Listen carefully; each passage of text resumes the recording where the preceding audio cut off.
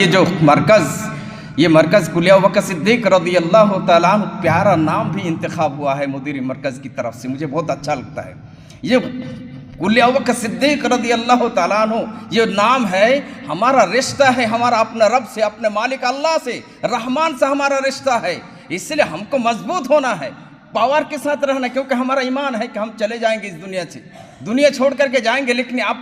اپنا جو عقیدہ ہے سمجھوتا نہیں کریں گے، اس عقیدہ پر ڈٹے رہیں گے، مضبوط رہیں گے، اپنا قول جیسے ہوگا عمل بھی ہوگا، ایسے نہیں کہ کہہ دیا عمل میں بالکل نہ،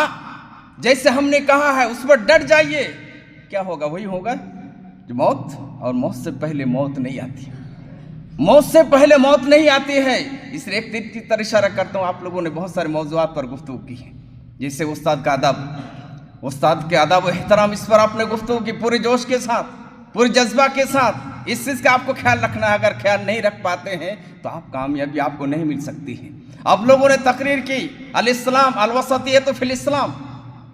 بہت خوبصورت عنوان ہے، اتنا خوبصورت عنوان کہ اس وقت میں ہی سن رہا تھا، بار بار سارے پروگرام میں ہی حاضر رہا، اتنا خوبصورت عنوان کہ آج اس عنوان کی ضرورت ہے کہ بنگلہ میں، اردو میں، ہر زبان میں جہاں جس کی فہم ہے، اس عنوان کو واضح کرے، لوگوں کے سامنے لے جائیں، اور آپ جیسے کہتے ہیں ویسے آپ عمل میں بھی رہیں،